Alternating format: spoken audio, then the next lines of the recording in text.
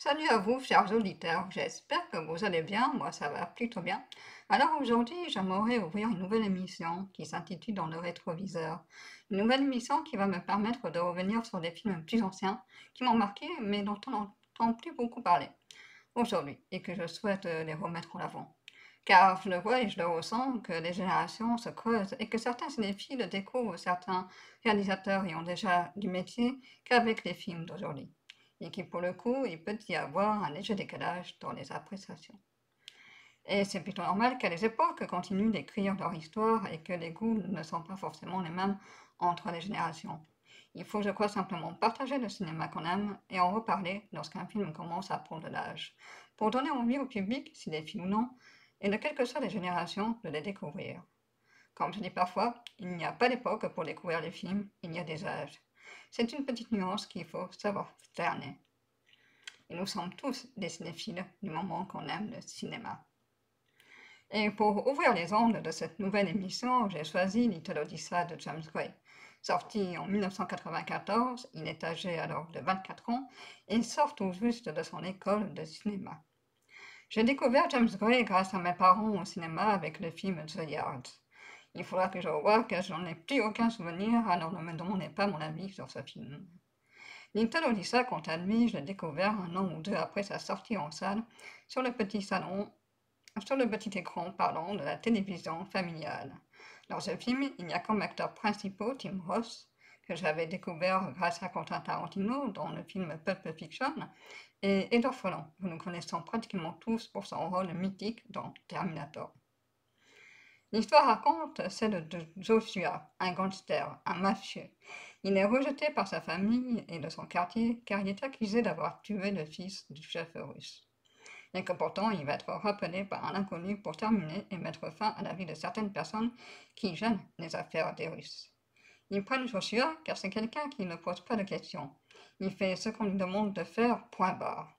Il n'a plus aucune émotion depuis qu'il fait ça et son retour va déranger sa famille et le quartier. Je tourne la page parce que je lis mes petites notes. Malgré sa mère mourante, les retrouvailles entre sa famille et Joshua, le climat est froid. Il mettra du temps à pouvoir revenir voir sa mère. Entre le père et lui, ça ne passe pas très bien. Surtout lorsque Joshua s'aperçoit que son père bat encore son frère à la ceinture. Et malgré tout, ils vont réussir à se réconcilier, mais pas aussi longtemps qu'ils le souhaitent. Car la réalité rattrape vite ces moments intimes. Et avant qu'il parte, Joshua doit terminer le travail qu'on lui a imposé. Little Odessa est un film que je souhaite remettre en avant car son dernier film, Armageddon Time, m'a fait beaucoup penser à lui. Je dirais que c'est un miroir de Little Odessa. Mais là est vraiment dans l'époque, alors que Armageddon Time se veut un film d'époque, mais qui n'en est pas vraiment un. Je trouve que ça joue encore, comme dans beaucoup de films récents, sur les faits d'actualité politique du moment. Ce qui est fort dommage, car normalement, avec le titre Armageddon Time, le film aurait dû être un film féroce. Et je suis malheureusement quelque peu restée sur ma faim. Je n'ai pas retrouvé l'émotion promise par le titre et la bande-annonce du film. Et pour ceux qui n'avaient pas entendu parler de ce film, comme mes deux compagnons qui m'ont accompagné voir le film, peut apporter confusion sur le sujet du film. Je vous laisse deviner lequel.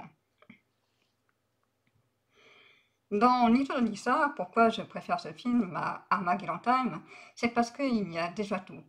Le père fouettard qui bat son dernier fils à la ceinture pour ne pas qu'il suive le destin déjà perdu d'avance de son frère aîné.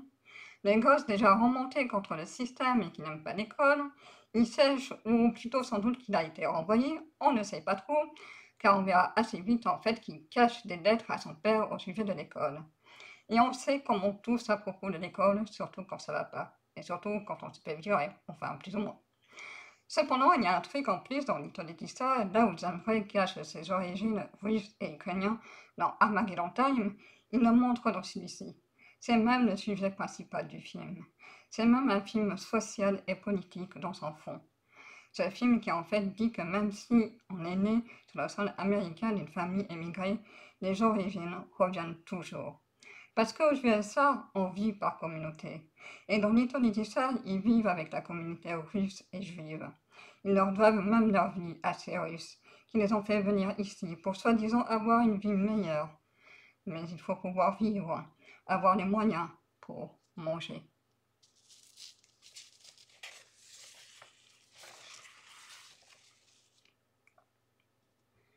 Comme le père qui galère et qui a plusieurs boulots pour avoir un minimum de salaire et surtout pour que ses enfants s'en sortent.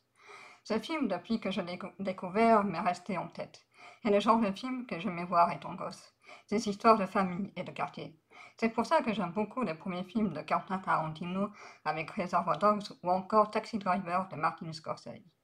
C'est ce cinéma frontal, brutal que j'aimais, où les sentiments, les émotions ne sont pas artificielles, ou plutôt superficielles, comme on peut voir dans les films d'aujourd'hui.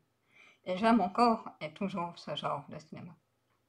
Alors voilà, si vous voulez découvrir le début de la carrière de James Gray, je crois que Little Odessa est vraiment parfait, car on retrouve déjà les thèmes qu'il évoque dans son cinéma.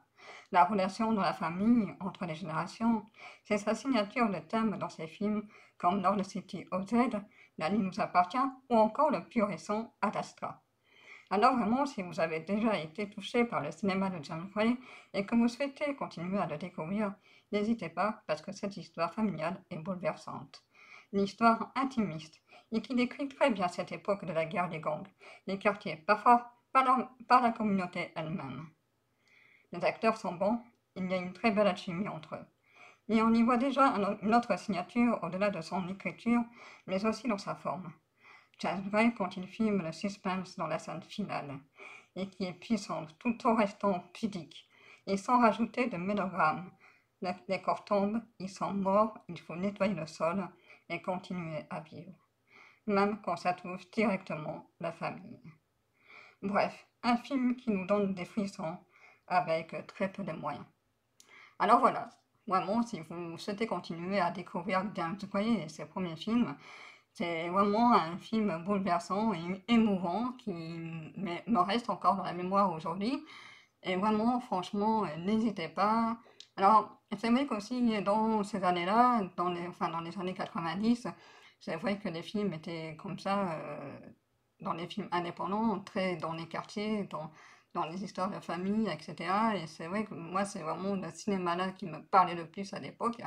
Et du coup, c'est pour ça qu'en fait, j'ai envie de revenir un peu aussi sur ces anciens films dont on ne parle pas vraiment, et plus même, comme si les années 90 étaient un peu éradiquées de la mémoire des cinéphiles d'aujourd'hui, en tout cas de ceux qui ont mon âge.